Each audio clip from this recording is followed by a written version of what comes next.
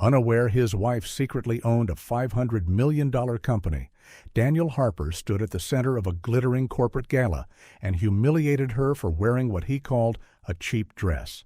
But before that night ended, what she did next would quietly begin to destroy his career. The ballroom shimmered with crystal lights and flashing cameras celebrating TitanCore's $500 million valuation, and Daniel, Senior Operations Director, rising executive. The man everyone applauded held the microphone like a trophy. Beside him stood his wife, Emily Harper, calm, composed, dressed in a simple navy gown that looked painfully out of place among diamonds and designer labels. He smiled confidently. She smiled quietly. "And maybe next year," Daniel joked into the microphone, drawing laughter from investors and board members, "we'll upgrade that cheap dress." The room laughed, but Emily didn't. She didn't argue. She didn't defend herself. Or she didn't shrink, because the truth, the dangerous hidden truth, was that the woman he was humiliating at a corporate gala for wearing a cheap dress was the silent majority owner of the $500 million company they were celebrating. He thought he was lifting his status, but he was exposing his character, and the cameras captured everything. Executives clapped, champagne glasses clinked. The CEO smiled nervously. But across the room, our one board member stopped laughing because she knew who Emily really was. And when Emily gently adjusted that cheap dress, her eyes didn't show embarrassment. They showed decision. What could a wife secretly owning a $500 million company possibly do next after being humiliated by her own husband at a corporate gala? How could Daniel work for a company she owned and remain completely unaware? And what move could be so precise, so devastating, that it would not just embarrass him back, but destroy his career entirely? If you think this was just about a cheap dress, you have no idea what was about to unfold. Daniel lowered the microphone to a wave of applause, soaking it in. The light from the chandeliers caught the sharp lines of his tuxedo, the confidence in his posture. For a moment, he looked exactly like what he had always wanted to become. Powerful, admired, untouchable. He leaned closer to Emily as the applause continued. "Relax," he whispered, still smiling for the cameras. It was a joke. Her gaze stayed forward. Of course it was. To anyone watching, she looked supportive, loyal, quiet. But silence had always been Emily's greatest discipline. 6 years earlier, in a much smaller conference room, she had learned that discipline from her father. Charles Whitmore had stood at the head of a polished oak table while investors debated whether his daughter was ready. Emily had been 23, freshly graduated, underestimated. Her father had not defended her. He had simply handed her a folder and said, "Run the numbers." She did. She dismantled their projections line by line until the room went quiet. Afterward, in the car, she asked him why he hadn't stepped in. "Because power isn't loud," he told her. "And the moment you rely on noise, you lose control." That lesson never left her, not even tonight. Across the ballroom, Margaret Lane, TitanCore's CFO, subtly checked her phone again. The message from Emily was clear and brief. Margaret had recognized the sender instantly because 6 years ago she had been the one assigned to oversee TitanCore's acquisition. Back then, TitanCore had been drowning. Poor leadership, weak capital flow, brilliant technology mismanaged. Our Whitmore Capital had stepped in through layered holding companies, quietly injecting funds, restructuring debt, replacing 2 board members. The majority shareholder had signed only with an initial, E. Whitmore. Margaret never forgot the steady signature. Tonight, watching Emily stand beside Daniel in that navy dress, Margaret understood something Daniel did not. The cheap dress was deliberate. Daniel, meanwhile, shook hands with a venture capitalist. "Next quarter, we're expanding into European markets," he boasted. "That's ambitious," the investor replied. Daniel grinned. "Ambition built this valuation." Emily glanced briefly at the massive screen behind them, displaying TitanCore's growth timeline: acquisitions, mergers, strategic restructuring. She knew every one of those moves intimately. She had approved them. 3 years ago, when Daniel had been promoted to Senior Operations Director, he came home ecstatic. "Can you believe it?" he had said, pacing their living room. "Senior Director, stock options, executive bonuses." She had hugged him. "I'm proud of you." He never questioned how smoothly the board approved his promotion.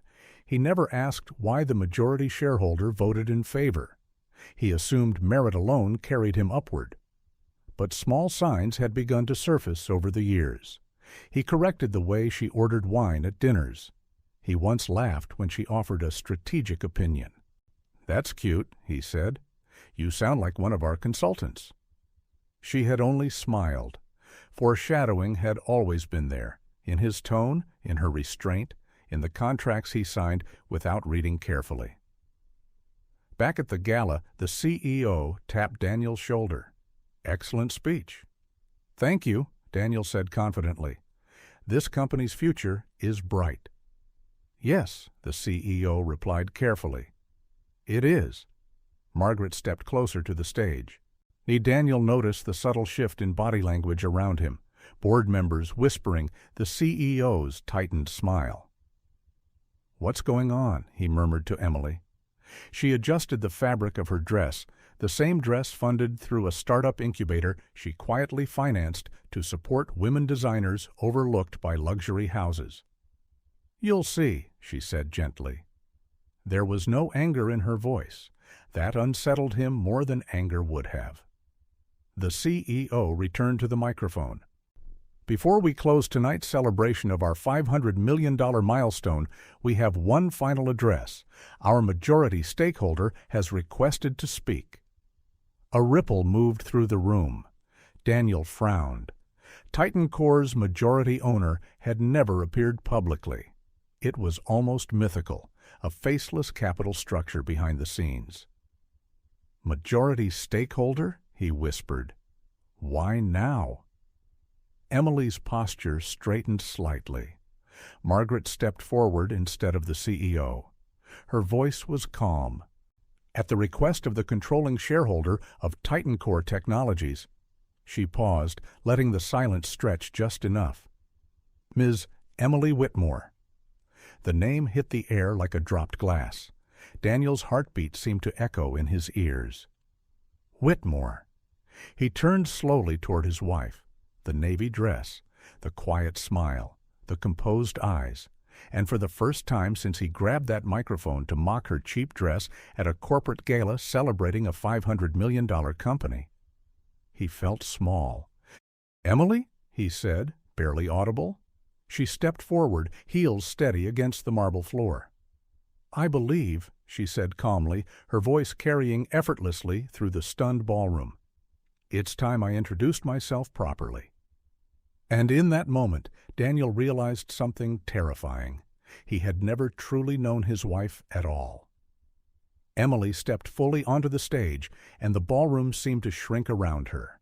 The giant screen behind her still displayed TitanCore Technologies, $500 million valuation. Daniel felt the weight of every eye in the room shift from him to her. Margaret handed Emily a tablet. Emily didn't rush. She didn't tremble. She looked exactly like someone who had never needed applause to know her worth. "Good evening," she began, her voice calm but steady. "My name is Emily Whitmore." The name rolled across the room differently now. Whitmore, private equity, Titan. Strategic acquisitions, silent majority stakeholder. Daniel's throat tightened. "That can't be," he whispered to himself. Emily continued. 6 years ago, Whitmore Capital acquired a controlling interest in TitanCore Technologies through subsidiary holding structures. Since then, we've overseen debt restructuring, executive realignment, and long-term valuation growth. The screen behind her shifted. Ownership structure appeared. Layered companies. Final beneficiary, was Whitmore, 62% controlling interest. gasps. The CEO looked down. 2 board members avoided eye contact. Daniel's mind raced backwards. 6 years ago. That was the year they got engaged. The year Emily said she was busy with family business matters. The year TitanCore suddenly survived near bankruptcy. He remembered coming home frustrated one evening. "We're lucky some investor decided to keep this place alive," he had said. Emily had only smiled faintly. "Yes," she replied that night. "Very lucky." Back in the ballroom, Daniel felt the memory hit him like a delayed explosion. "You," he breathed, staring at her. She turned slightly toward him. Her expression wasn't cruel. It was disappointed. TitanCore's growth to $500 million was not accidental, she said. It required strategic governance. Her eyes briefly scanned the audience. And responsible leadership. The words were gentle, but pointed, so flashback layered quietly. 3 years earlier, when Daniel was promoted to Senior Operations Director, he had celebrated loudly. "Finally," he said, pouring champagne in their kitchen, "they recognized talent." Emily had signed off on that promotion the same afternoon in a board packet emailed privately to her secure account. She remembered pausing over his executive contract. Clause 14. B. Executive conduct and reputational risk. Standard protection language. Necessary safeguard. And he never asked who voted in favor. He never wondered why the majority stakeholder approved him. Back at the gala, Daniel took a step forward. "This is insane," he said under his breath. "Why didn't you tell me?" Emily faced the audience. "Because," she answered softly, but loud enough for microphones to catch, "I wanted a husband who respected people regardless of what they wore." The room went silent. No laughter this time, only the quiet hum of air conditioning. Margaret stepped beside her. As majority shareholder, Ms. Whitmore retains executive oversight authority. Daniel's heart began pounding faster. Oversight authority. That meant... Emily continued. "Earlier this evening, during a recorded address at this corporate gala, I was publicly belittled by an executive officer of this company for wearing what was described as a cheap dress. The sentence was surgical, professional, undeniable. She wasn't speaking as a wife. She was speaking as ownership." Daniel's mouth went dry. "It was a joke," he muttered. She didn't look at him. TitanCore's governance policy emphasizes dignity, inclusion, and reputational integrity. Clause 14. B permits emergency board review when executive conduct damages corporate standing. The screen shifted again. Executive contract, conduct provision. Signed, Daniel Harper. Date, 3 years prior. His own signature stared back at him. He remembered signing dozens of documents that week. He hadn't read them carefully. Why would he? He trusted the company. He trusted her. His chest tightened. "You wouldn't," he said, barely audible now. Ma Emily finally looked at him directly, not with anger, not with revenge, with clarity. "As majority shareholder," she said calmly, "I am calling for an immediate executive review vote." A wave of whispers swept across the room. The CEO cleared his throat.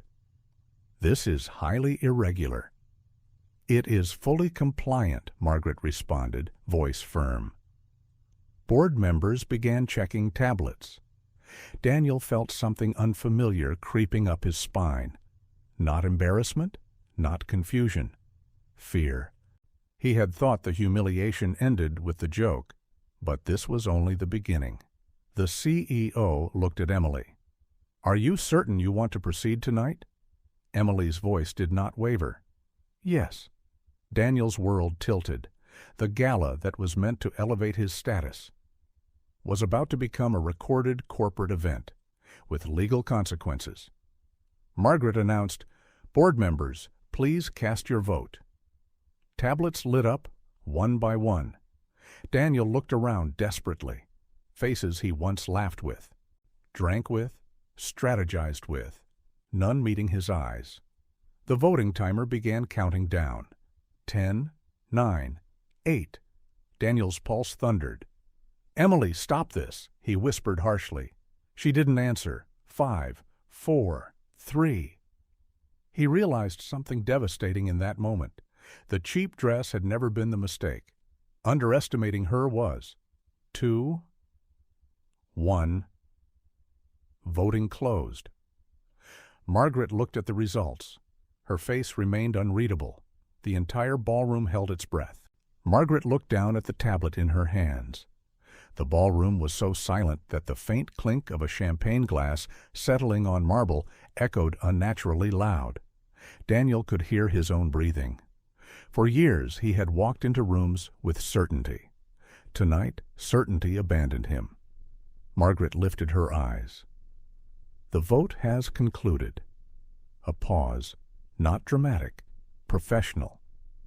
"By majority decision of the board, Daniel Harper is hereby removed from his position as Senior Operations Director of TitanCore Technologies, effective immediately."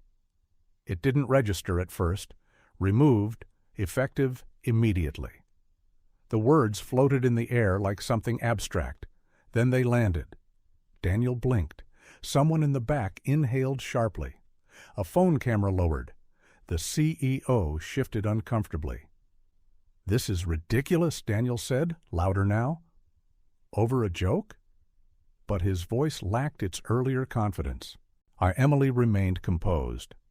"This is not about a joke," she said evenly. "It is about judgment." The distinction cut deeper. Flashback. 3 months earlier. Daniel had dismissed a junior analyst during a strategy meeting. "Leave the modeling to people who understand market dynamics," he had said sharply. The analyst had left humiliated. Later that evening, Emily had asked gently, "Do you think leadership requires humiliation?" He shrugged. "Just people need to know their place." She had studied him quietly. That moment had stayed with her. Back in the ballroom, Daniel's mind scrambled for allies. He turned to the CEO. "You can't support this." The CEO avoided eye contact.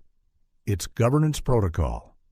Protocol, the same word Daniel once used to dismiss objections in meetings. Margaret continued, her tone steady. "Additionally, an internal review of executive conduct and expense authorizations will commence immediately." Daniel's stomach dropped. Expense authorizations. He remembered approving high-end client entertainment budgets without scrutiny. It was common practice. Everyone did it. But under audit, common practice becomes documented liability. He looked back at Emily, desperation creeping in. "You're ruining my career." Her eyes softened, but only slightly. "No," she replied quietly. "You did that when you confused power with respect." The words were not loud, but they carried.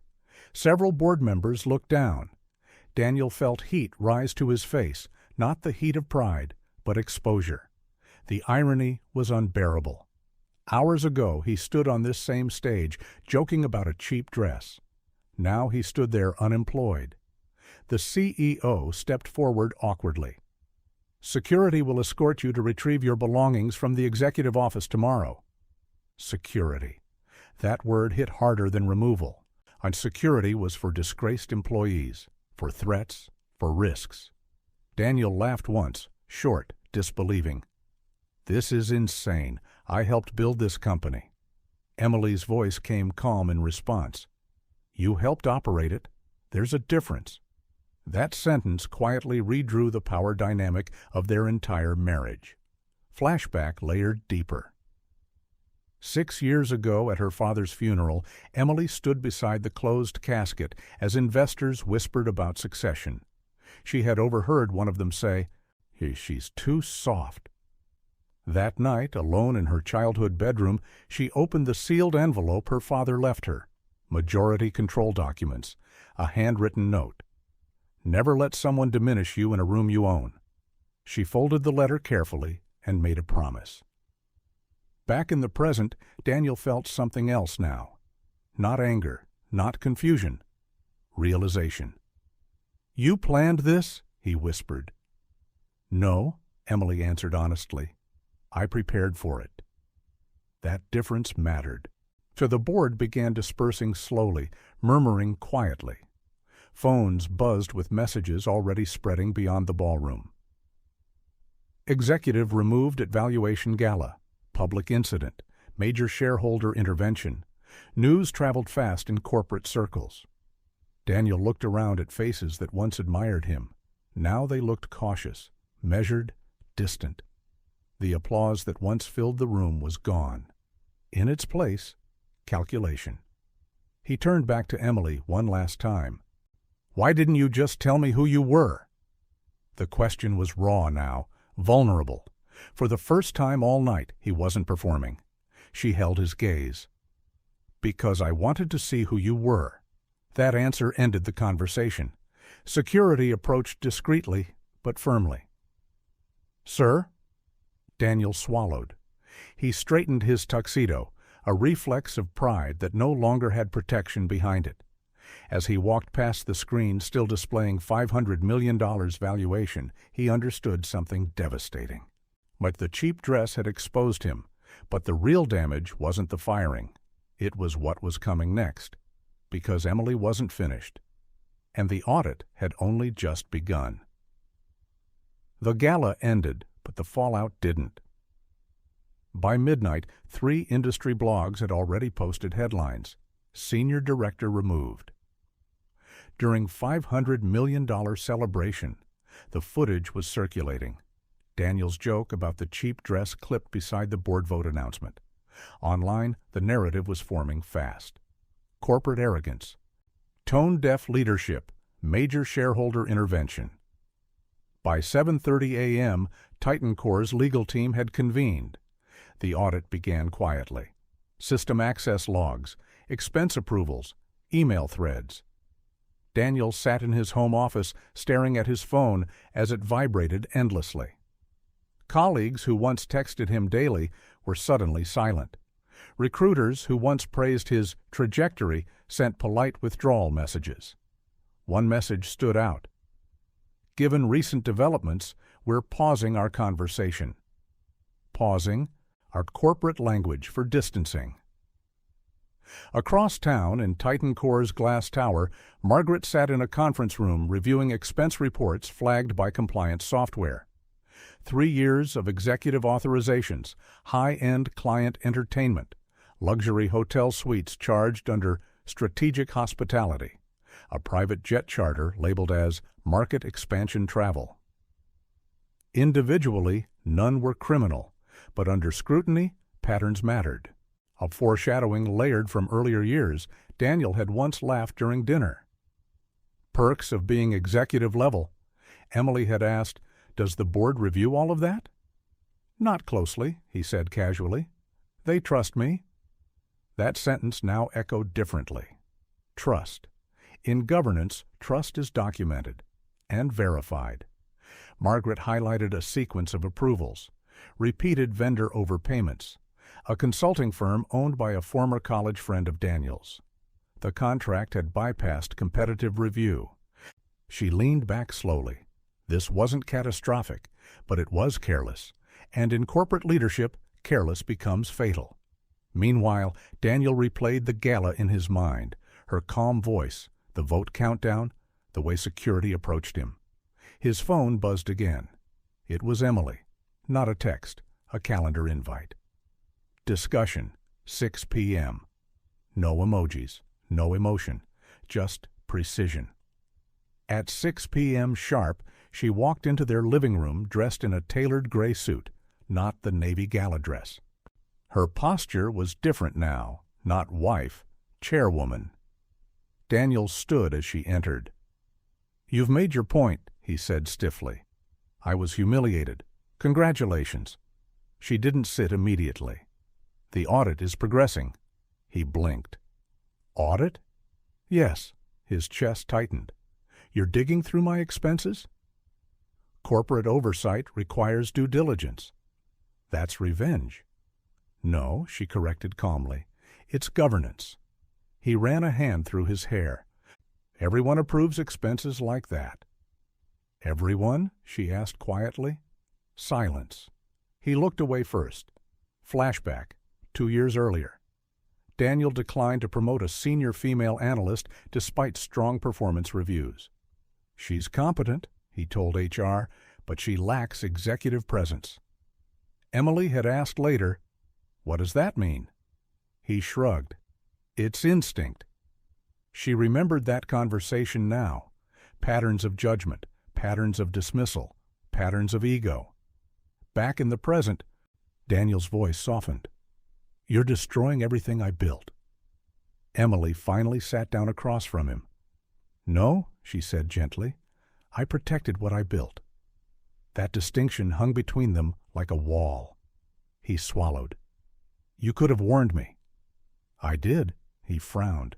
She met his eyes. "Every time you dismissed someone, every time you equated appearance with worth, every time you confused volume with authority." Her voice never rose, and somehow that made it heavier. His phone buzzed again. This time it was the CEO short message. "Compliance review expanding. Prepare documentation." Daniel's pulse spiked. "Expanding," he whispered. Emily watched his reaction carefully. "The consulting contract with Reeves Strategic Advisors," she said evenly. "The firm owned by your college friend." His face drained. It was legitimate. It bypassed procurement review. It was urgent. It was personal. The difference mattered. Silence filled the room. For the first time, Daniel felt something crack inside him. Not pride, security. "You're going to push this," he said quietly. "Yes?" He laughed hollowly. "You'll burn your own husband?" Her expression softened slightly. "I asked for a partner," she said, "not a liability." The word hit harder than termination. Liability. That's what compliance flags. That's what investors remove. Daniel stood slowly. "You could end this." She shook her head once. "No. You ended it when you believed I was beneath you." His phone buzzed again, this time from a board member. "Press inquiry incoming. Recommend statement." Press inquiry. The situation was no longer internal, it was public. Daniel felt the walls closing in, and suddenly losing his position didn't feel like the worst part anymore. Because if the audit findings became public, his career wouldn't just pause, it would collapse. And Emily hadn't even shown him everything yet. The leak didn't explode.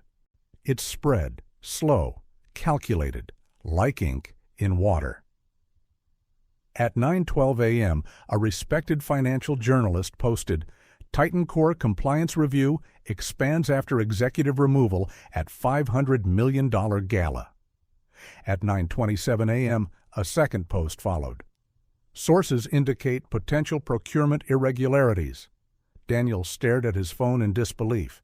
Irregularities, not fraud, not crime, but in corporate circles, perception is oxygen, and irregularities suffocate trust. His inbox flooded. Board observers, industry contacts, former mentors. The tone had shifted from friendly curiosity to cautious distance. One message cut deeper than the rest. "I vouched for you." It was from his former professor, the one who introduced him to TitanCore's early investors. Daniel's chest tightened. He walked into the kitchen, where Emily sat reviewing a tablet calmly. "Did you leak it?" he demanded. She didn't look up immediately. "No." "Don't lie to me." She met his gaze steadily. The board voted to disclose audit expansion proactively to protect shareholder confidence. That meant she approved it. He laughed bitterly. Strategic transparency. "Yes," she replied simply, the phrase he once used in meetings, now turned against him. Flashback, 4 years earlier. Daniel had mocked a rival executive during a networking event. "He's finished," Daniel said smugly after the man's minor accounting issue surfaced publicly. "When reputation is everything." Emily had watched him carefully that night. Reputation is everything. Now the sentence circled back like fate. By noon, business news outlets picked it up. By 2 p.m., financial panels debated executive accountability culture. Clips from the Gala played repeatedly. Daniel's joke about the cheap dress followed by the vote removal. Narrative solidified. Arrogant executive removed by majority shareholder wife. The story was irresistible, personal, corporate. Humiliating. Daniel's phone rang. Unknown number. He answered. "This is Olivia Trent from MarketWatch. Would you like to comment on the expense review and governance concerns?" He hung up without responding. Emily watched quietly. "You can't hide from it," she said gently. He slammed his phone down. "You wanted this." "I wanted accountability." "You wanted revenge." She paused before answering. "No, I wanted alignment." The word confused him. She continued. "When a leader publicly humiliates someone based on appearance at a corporate gala celebrating a $500 million valuation, it signals deeper judgment flaws. Investors notice that." "You're talking like I'm a case study." "In many ways, you are." The bluntness stunned him. Another alert appeared on his screen. Recruitment firm ends talks with former TitanCore director. That one hit differently. He had already started interviewing elsewhere quietly months ago, positioning himself for leverage. But that leverage evaporated instantly. He felt it now, the irreversible drop. His shoulders sagged. "You've destroyed everything." Emily's voice softened slightly. "No, your choices surfaced." The audit report summary arrived at 4:18 p.m. Margaret forwarded it to both of them. Subject: Preliminary findings. Daniel hesitated before opening it. Patterns identified. Repeated vendor selection bypassing standard competitive bid process. Excessive entertainment expenditures misaligned with budgetary thresholds. Conflict of interest exposure involving Reeves' strategic advisors. Exposure. That word meant liability. The report concluded, while no evidence of criminal intent is present, leadership judgment is deemed materially deficient. Materially deficient. Corporate language for unfit. Daniel closed his eyes. He remembered signing that consulting contract for his friend. "It's just networking leverage," he told himself then. He remembered approving a private jet charter. "It's strategic optics." He remembered laughing at the cheap dress. It's harmless humor. Each decision small, together catastrophic. He looked at Emily. "Call it off," he whispered. "If I retract oversight now, the board loses confidence in governance," she said quietly.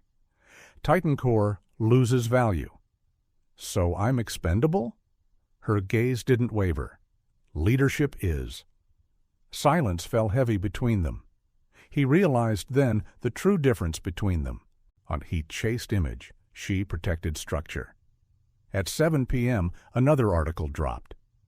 TitanCore majority shareholder confirms governance reform measures. Her name was now public. Emily Whitmore, controlling interest, strategic investor. Industry respect surged toward her, while his reputation crumbled. Daniel's phone went still. No more calls, no more messages, just silence. And silence in professional circles is louder than scandal. He sat back slowly. "What happens now?" he asked, voice hollow. Or Emily stood. "There's one more board meeting tomorrow." His stomach tightened. "For what?" She looked at him carefully. "To formalize permanent executive disqualification and issue public statement." "Permanent?" He swallowed hard. The cheap dress had been one moment. But this was the end. And tomorrow it would be official. Just glass walls, polished wood, and 12 people who now understood exactly what leadership meant. Daniel sat at the far end of the table, not at his usual seat. Not near the center, at the end. Margaret distributed printed copies of the finalized report. The CEO cleared his throat. This meeting will formalize executive disqualification and governance reforms. Corporate language: clean, clinical, permanent. Emily sat at the head of the table. Chairwoman, majority shareholder. Composed. Daniel looked at her, searching for something: anger, hesitation, doubt. He found none. The CEO continued. The audit confirms no criminal misconduct. However, material judgment deficiencies and governance violations warrant permanent removal from executive leadership within TitanCore Technologies. Permanent? The word settled like a closing door. Daniel swallowed. 3 years of climbing, 7 years of marriage, 6 minutes of humiliation at a corporate gala, all converging into this single vote. The board members cast their votes quickly this time. No countdown, no suspense. The outcome was obvious. Margaret announced calmly, "The motion passes unanimously." Unanimously. Not one hand raised for him. Daniel felt something inside him finally break. Not pride, not career, identity. He had always measured himself by title: director, executive, rising star. Without it, who was he? The CEO slid a final document across the table. "Your severance terms are outlined here. You'll also be required to sign a non-disparagement agreement." Daniel didn't reach for the paper immediately. Instead, he looked at Emily. "You know, this is it?" he asked quietly. Her voice was steady. "This is governance. No cruelty, no triumph, just structure." The meeting adjourned. Chairs moved, papers gathered. Board members avoided prolonged eye contact, not out of guilt, but because corporate survival demands forward movement. Daniel remained seated until the room emptied. Only Emily stayed. For a moment, the glass-walled room reflected them back. 2 silhouettes separated by a long table. "Sure, you could have handled this privately," he said. "I tried," she answered. Flashback, subtle but clear. The wine correction at dinner, the analyst dismissal, the executive presence comment, the cheap dress joke, every warning quiet, every signal ignored. He exhaled slowly. "I thought you were small." She didn't react defensively. "I know." Silence. The honesty stung more than anger would have. He stood up slowly. "What happens to us?" There it was. The question finally stripped of ego. For the first time since the gala, he wasn't defending status. He was asking about the marriage. Emily walked around the table, but she didn't close the distance completely. "I married you because I believed character wasn't tied to wealth," she said gently. That respect didn't depend on appearance. Her eyes softened slightly. "But when you humiliated me at that corporate gala for wearing a cheap dress, you revealed what you measure value by."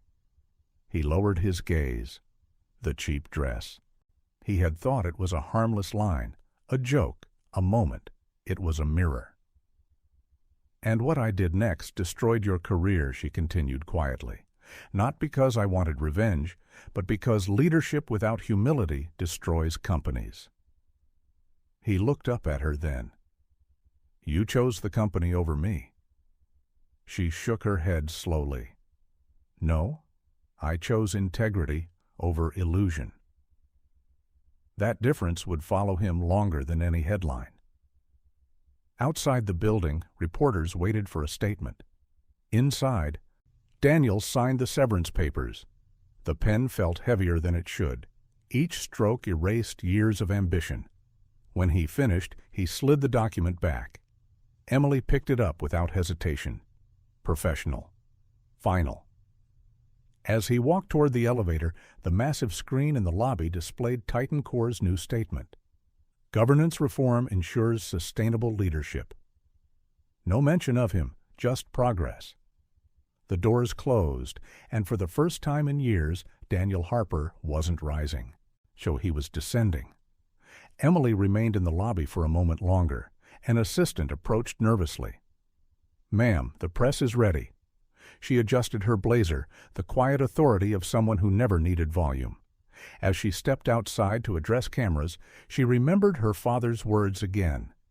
Never let someone diminish you in a room you own. This time, she didn't need to prove it. She simply embodied it. And somewhere between a cheap dress and a $500 million company, a husband lost his career because he underestimated the woman who owned the room all along.